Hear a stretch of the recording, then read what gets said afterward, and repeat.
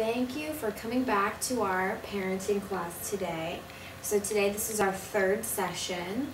And I know first session we talked a bit about kind of what the philosophy is behind what we're learning here, and last session we talked a lot about what are the needs of all children and really all people. And today we're going to get a little more scientific than we will in any of the other groups. So today we're going to talk about the brain and how the child's growing brain affects their behavior and affects your behavior too and how you interact with them.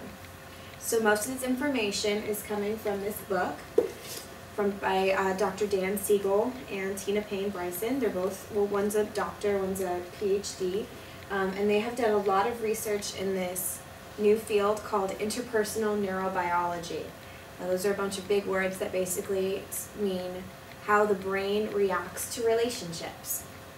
Okay, so let's try and understand. How many of you have heard about the differences between the left brain and the right brain? Have you heard anything about that?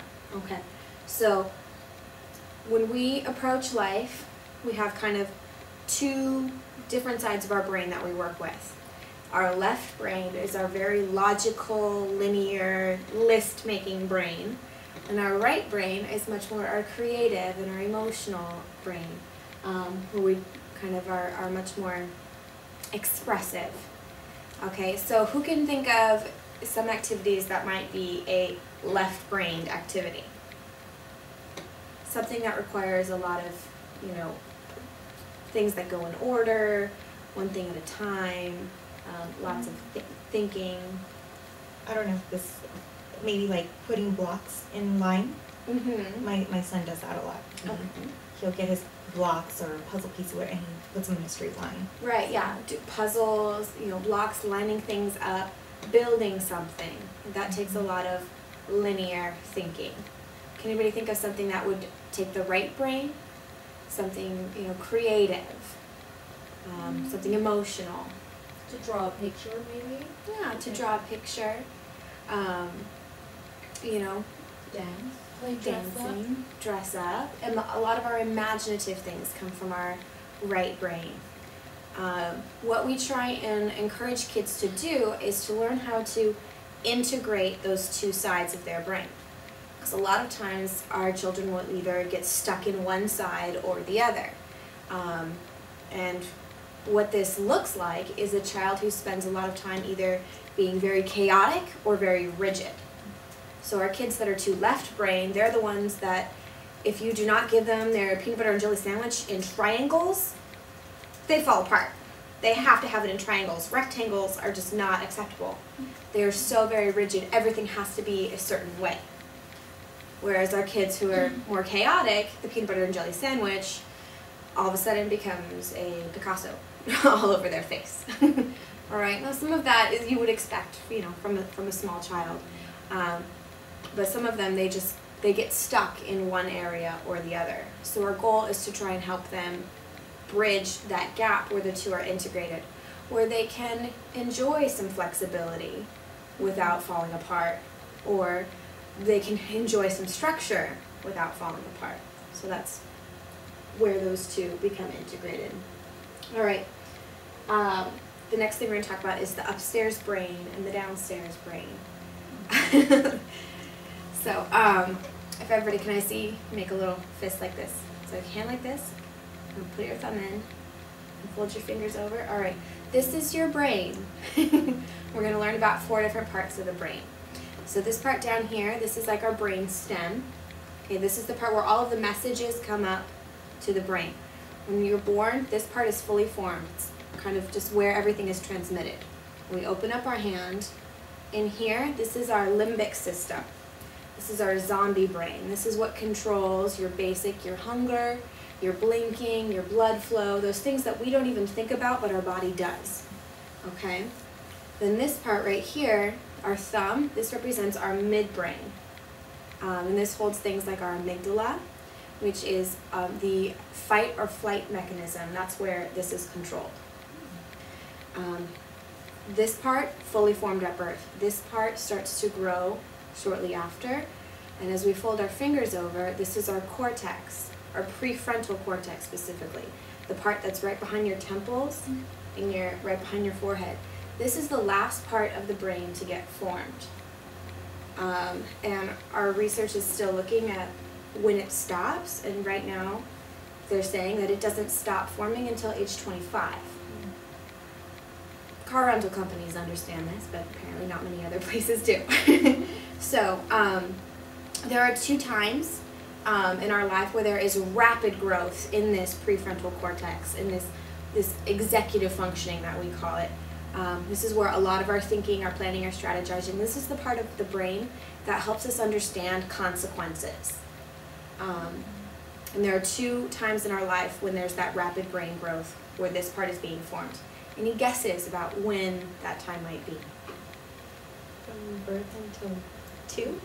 Until 2? That's one of them. Toddlerhood. The second one is adolescence. So when you think about the 2 times in your life when kids are the most difficult, part of it is because they're developing this part of their brain. They're starting to learn consequences and choices and how those interact with the rest of the world. A lot of times, let's think of something in a toddler, for example, a tantrum. We talk about the upstairs brain and the downstairs brain. With our thinking and our planning and our strategizing, when we are in our fight or flight, are you guys familiar with what the fight or flight mechanism is? Yes. Fight or flight. So something really dramatic happens and you don't even really think and plan, you just do. You just act. And this part of our brain is there so that when something dangerous happens, we don't sit there and try and think before we react. We just go because we don't have time.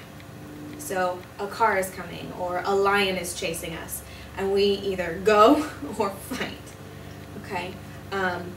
What happens often to our children and even to us is when we get kicked into this response, this part, our thinking, planning, judging, the part that understands consequences and choices, goes offline.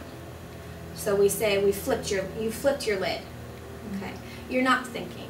Have you guys ever been in a situation where maybe you're really upset or you're really angry, and maybe you've said something that later on you reflect and you're like, maybe that wasn't the kindest thing to say, you kind of regret.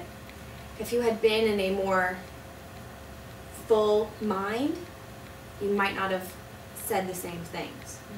Okay, that's because you flipped your lid. You were not thinking.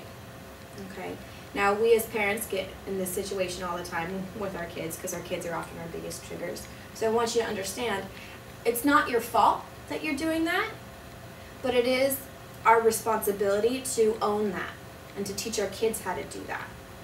So it's not your fault, but it is your responsibility.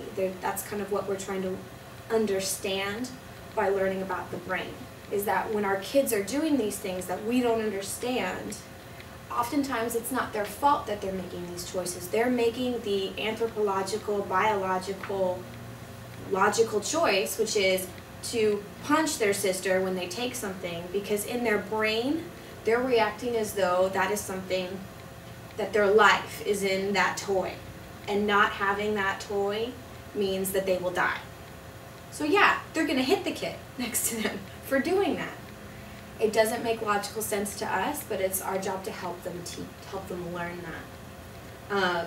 So like in that sense, like if they don't have that ball, they're going to die. Like as the parent, isn't it kind of my responsibility to show you're not going to die without it, and like take the toy from them, or like they're going to learn that, but you have to understand that in that moment, when your lid is flipped, you're not able to learn. When they're throwing a tantrum, they're not listening to anything you're saying. So what our goal is in those situations when there is a lid that's been flipped is to just soothe and to calm, to get them in a better position so that they are able to listen. So when they're in the middle of that tantrum, when somebody takes the ball away and they just freak out, your job is to comfort. I just turn to Jesus. That's all I do, because then I will flip my lid, and Jesus helps me maintain my sanity. So Right, and oftentimes that's what a lot of us do, and frankly